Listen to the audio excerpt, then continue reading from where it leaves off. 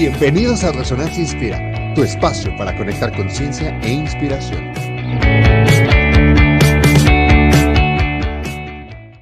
Bienvenidos a Leer Te Inspira, un espacio en donde profundizaremos sobre las enseñanzas que los libros tienen para nosotros. El día de hoy estoy con Lilia García y su servidor, Eduardo Figueroa. Estaremos hablando de Las tumbas de Atuán, una maravillosa historia a continuación de un mago de Terramar. ¿Por qué? ¿Por qué leer Las tumbas de Atuán, Lili? Bueno, la verdad es que es un libro que me parece fantástico, la narrativa y cómo te va envolviendo la autora en la historia. Creo que es muy interesante, tiene una forma incluso atrayente, ¿no? O sea, creo que es de esos libros que empiezas a leer y quieres saber qué sigue, ¿no? O sea, qué pasa, qué es lo que está sucediendo, hacia dónde va. Entonces, creo que es un libro muy interesante. Si ustedes conocen el libro del Mago de Terramar, pues esta es la continuación de este libro. Y bueno, aunque, y eso me pasó a mí, ¿no? Uno esperaría a lo mejor al comenzar el libro ver personajes de ese Mago de Terramar como tipo G, ¿no? Gavilán. No es así. Entonces, al principio uno va entendiendo un mundo en el cual pues una niña se vuelve la sacerdotisa y bueno, es nombrada así, pero bueno, por lo sin nombre, ¿no? Y ya desde ahí, bueno, pues su nombre original ya no es, le cambian el nombre y empieza una serie de situaciones en las cuales ella pues vive una vida, llamémosle como austera, ya no puede salir a otros lugares, solamente se dedican a cierto tipo de actividades, entre ellos pues los rituales, digamos también tejer, hilar, danza, pero todo para los sin nombre, para un trono vacío en el cual no hay nadie, solo es un trono que tiene muchísimos años, y digamos hasta empolvado. Entonces creo que esta historia te va adentrando en una situación en la que algunas veces también te puedes ver reflejado, ¿no? Decir, estás ahí en donde ya no hay viveza, ¿no? Ya no hay un sentido, simplemente es hacer porque esa es la tradición, ¿no? Porque eso es lo que hay que hacer. Pero bueno, pues es parte de, ¿no? Lo fascinante de esta historia para entender, bueno, cómo es que ella tal vez pueda salir de ahí, ¿no? Totalmente. Definitivamente a lo mejor se nos van a escapar unos spoilers, entonces con esta magnífica introducción, si no lo has leído, pues con cuidado. Pero sin duda es una historia fascinante por eso. Yo también lo leí y dije, pues ¿dónde está Gavilán? ¿Qué está pasando? Y te mantiene muy atrapada la historia, o sea, es increíble, aunque no sepas pues qué está pasando y es muy estática, a diferencia del Mago de Terramar, en donde viajaba de un lado a otro, dragones, magia, hechiceros, aldeas, y aquí están, pues efectivamente, en rituales, en ceremonias, sin realmente comprender qué es lo que están haciendo y por qué, una inercia increíble, ¿no? En la que efectivamente, pues nos reflejamos todos. Si usted se siente así con una inercia, si usted se puede reflejar en estas cosas que decimos, leer Las tumbas de Atuán cambia la experiencia si sabemos realmente integrar lo que leemos y si sabemos procesarlo, ¿no? Que es lo que buscamos en este espacio de Leer Te Inspira. Está llena de simbolismos esta historia, ¿no? Los mencionabas, el trono vacío, las ceremonias, los ritos, las sacerdotisas, los innombrables, ¿no? Está lleno de simbolismos y creo que se tiene que leer, es un libro cortito, pero creo que se tiene que leer con mucha atención para no perder de la vista estos simbolismos. Me comentabas incluso tú que volviéndolo a leer, ya lo ves desde otra perspectiva, con otros ojos, con otra conciencia y ya te das más cuenta de estos simbolismos. ¿Qué simbolismos, qué nos representan estos simbolismos, ¿no? Bueno, por ejemplo, creo yo que hay un simbolismo que me parece muy interesante, ¿no? Aparte de que comentamos de ese trono vacío, donde pues nadie se sienta desde hace tanto tiempo, ¿no? Ese es uno. Pero otro, por ejemplo, que también me parece muy interesante, hay un lugar al que se supone que solamente ella, la gran sacerdotisa, podía entrar porque todos tenían miedo de ingresar ahí, o sea, ningún mortal, ¿no?, podía ingresar más que ella, y estos eran unos laberintos, pero que se encontraban en las profundidades de la tierra. Entonces, en estos laberintos, pues se encontraban, digamos, se supone, ¿no?, tesoros, pero a la vez también era un lugar en el que si incluso ella misma no se aprendía el cómo poder salir de ahí, pues no salía, ¿no? Y bueno, me parece un simbolismo muy importante. Digo, todos sabemos el laberinto, pues de alguna manera también describe pues la vida, ¿no?, del ser humano, en la que estamos aprendiendo, y a veces nos olvidamos que ya pasamos por algún lugar, ¿no?, y que digamos, tenemos que aprender o tenemos que llevarnos un aprendizaje para poder caminar hacia un lugar nuevo. Pero creo que este laberinto del cual habla Las tumbas de Atuán es un laberinto interior. Incluso la descripción que Úrsula hace, esta autora, la verdad te lleva a vislumbrar que todo es muy oscuro. Desde, digamos, lo exterior hasta este laberinto, o sea, donde no hay luz. O sea, no hay luz, no hay forma de ver. Incluso no es que ella vea con sus ojos, o sea, ella tiene que recordar un tanto intuitivamente, ¿no? Y bueno, creo que este es uno de los simbolismos más interesantes del libro, porque hay que a veces adentrarse en este interior, ¿no? Adentrarse en la oscuridad de lo que desconocemos para encontrar también, pues, luz y libertad. Entonces, bueno, no sé a ti qué te parece o qué otro simbolismo tú encontraste en el libro. Yo creo que uno de los que más me impactó sin duda es este tema de los innombrables y el trono vacío, ¿no? Me representa un poco esta idea de que al final, pues efectivamente es un poder vacío, ¿no? Es lo que me representa a mí un poco ese trono, de que lo están haciendo creyendo que están nutriéndose o nutriendo algún poder muy en el exterior, ¿no? Y como desde una autoestima muy baja y como muy infantil todo,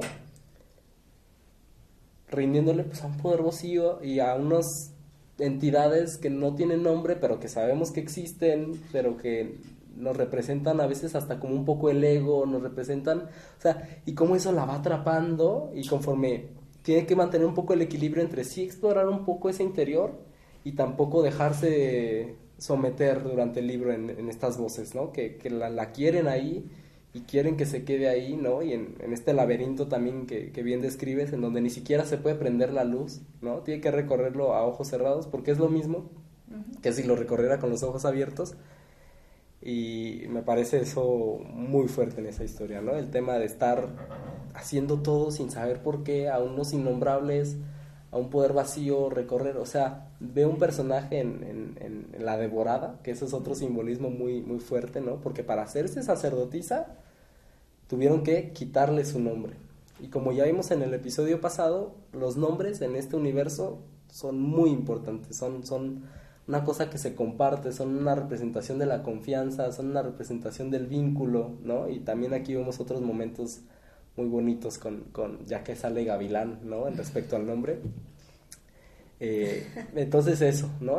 También el que le devoren el nombre y que tengan que hacer un ritual donde le quitan su verdadero nombre o su primer nombre, que es Tenar, me parece. Así es. Y se empieza a llamar Ara, que significa la devorada, y que fue devorada por estas entidades sin nombre, innominables. Me parece muy fuerte cuando se entiende y cuando se le presta tantita atención. Totalmente. ¿Tú cómo ves eso? Totalmente, no, sí, totalmente. Y tú hablabas del ego, y efectivamente al principio ella aparentemente disfrutaba el ser la sacerdotisa, ¿no? Porque inicia muy, muy jovencita, muy niña. Entonces, esto de nombrar y decir órdenes, y tú sí entras, tú no entras, o sea, al principio pareciera que esto la llena, ¿no? Y entonces yo soy la sacerdotisa. Pero también a la vez va entendiendo el peso de esto, ¿no? O sea, el peso de quedarse encerrada en ese ego y en ese supuesto poder que a la vez ni siquiera tiene sentido, porque ya lo que en algún momento a lo mejor tuvo sentido para ese pueblo y por lo cual tenían el trono y demás, ya ni siquiera tenía sentido.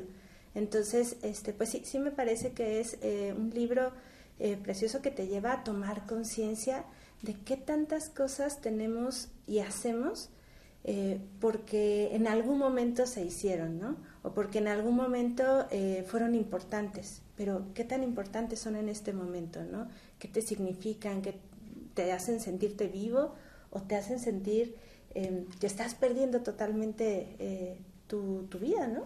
Entonces, bueno, eso es también muy padre en el libro. Como una idea esta de un consenso que nos va durmiendo y nos va quitando nuestra propia identidad.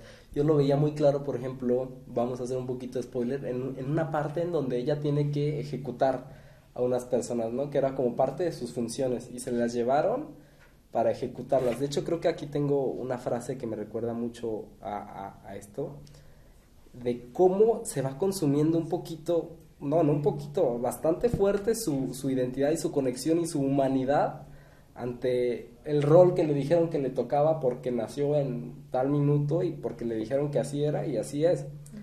Dice, pensaba muchas veces en la muerte que impondría al próximo grupo de prisioneros, más refinada, más en consonancia con los ritos del trono vacío.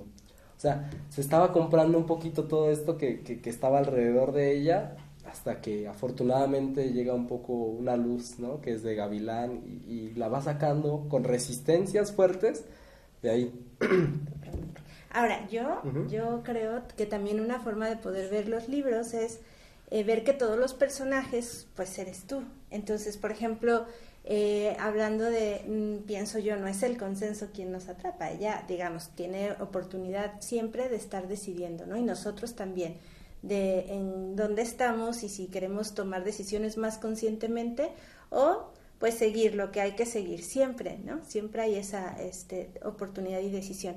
Y Gavilán, claro, es un personaje muy bonito que ya desde el Mago de Terramar pues lo conocimos, ¿no? Y es un mago finalmente que también tuvo sus pruebas y las sigue teniendo, ¿no? Pero igual, o sea, ella pudo en algún momento escucharlo o no escucharlo. Tiene siempre esa decisión. Entonces se me hace muy padre poder ver desde ahí que somos uno en el libro con todos los personajes, ¿no? No, totalmente. Y ella siempre en realidad pues va teniendo estas oportunidades de toma de conciencia y eso está un poco desesperante ver cómo las ignora, pero a mí me pasaba, ya trayéndolo un poquito hacia mí, que pues me daba cuenta que también me pasaba eso a mí, ¿no? De cómo está mi poder a veces en algunos momentos de decidir y simplemente pues yo elijo, efectivamente, como bien dices, pues seguir en la inercia, ¿no? Y me pasa mucho porque a mí este libro, a lo que a mí me transmite mucho es a la inmovilidad, de cómo yo decido a veces quedarme donde estoy en un tema de estado de conciencia, no en un tema físico y no moverme, ¿no? No moverme donde estoy a pesar de que muy en el fondo yo sé que eso es a donde quiero ir, eso es lo que quiero lograr, pero decido quedarme.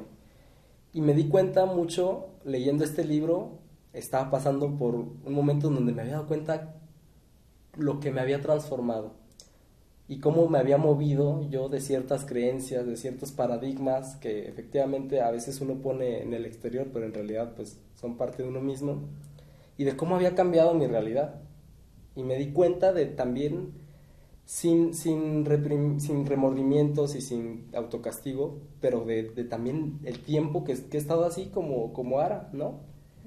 Pero también es bonito ver en el libro como ella, pues a pesar de que tiene esta resistencia de decir, ¿cuánto tiempo? Pues va un poquito superándola también, ¿no? Muy al final del libro, pero pues también va teniendo su proceso y nunca es tarde, ¿no? Totalmente. ¿Tú cómo lo has vivido un poquito ya llevándolo a tu realidad, ese tema? Pues sí, es esta parte de ponerme a reflexionar y a ver, ¿no? Qué tanta libertad me permite. Hay una frase muy bonita en relación a la libertad que tú nos compartiste, como resumen ahí del libro, que se me hace súper bonita, y creo que tiene que ver con eso, ¿no? O sea, qué tanta libertad me permito. Siempre tener, como decía hace rato, ¿no? O sea, la oportunidad de poder tomar conciencia y de decidir con cuánta luz quiero vivir mi vida, ¿no? Con cuánta valentía, porque creo que también requiere valentía, dejar de hacer lo que tienes como conocido y adentrarte a un mundo nuevo, ¿no? ya no decimos, como dicen, más spoilers, porque bueno, ella tiene que decidir esto, ¿no? O sea, o se queda o con valentía, pero eso me gusta mucho y me inspira. Ahora sí que como inspiradora, como voluntaria de Inspira que soy, bueno, claro, me inspira este personaje a vivir con más valentía, a vivir con más libertad y más conciencia. Totalmente. Yo lo veo mucho también en esta autoridad que tengo de yo decidir mi propio camino, de tomar la responsabilidad de mis decisiones y de pues estar en paz con los tiempos y con las sincronías que se van dando en mi vida, ¿no? No quedarme tampoco, porque es algo, por ejemplo, con lo que he estado atravesando, ¿no? De, híjole, si no hubiera hecho esto y si hubiera sabido esto antes, pero en realidad pues es este momento, ¿no? También lo veíamos en el libro de Iván Osoquín, que lo tengo presente, de tanto tiempo como estancada en las mismas creencias, pues no pasa nada si decides realmente tomar tu libertad, que es tuya, ¿no? Y dejar de jugar también la víctima y tomar las riendas de tu propia vida, de tu propia realidad, ¿no? Que es lo que buscamos aquí en Inspira de alguna forma. Pues súper, muchas gracias, Lili. ¿Qué les recomiendas entonces a nuestra audiencia leer? Sí, y si tienes ahí la Sí, frase. la tengo. Es que es muy bonita. Lo que estaba empezando a descubrir, es esta me imagino. Sí. Lo que estaba empezando a descubrir era el peso de la libertad.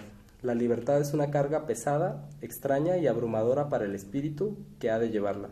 No es cómoda, no es un regalo que se recibe, sino una elección que se hace, y la elección puede ser difícil. Eso es la parte, ¿no? Es que es un regalo y es una elección, ¿no? O sea, a la vez es una elección. Súper. Pues con eso nos despedimos, Lili. Muchas gracias a ti por venir y muchas gracias a todos por su atención. Recuerden que tenemos clubs de lectura en Guadalajara y en la Ciudad de México, donde hablamos de estos temas, donde llevamos la lectura a un nivel profundo, a un nivel personal, a un nivel introspectivo, ¿no? Y pues compartimos en comunidad estas reflexiones, que es mejor que quedarse uno y que no pase nada ni se mueva nada, ¿no? Entonces, pues nada, pueden Muchas encontrarnos gracias. En nuestras redes sociales, YouTube, Facebook, Instagram, y muchas gracias. Gracias, nos vemos pronto. Para más inspiración y resonancia, síguenos en nuestras redes sociales como inspira.ideasqueunen, en Facebook, Instagram y YouTube. Además, déjanos tu like, tu comentario y compártenos con tus amigos. Hasta la próxima.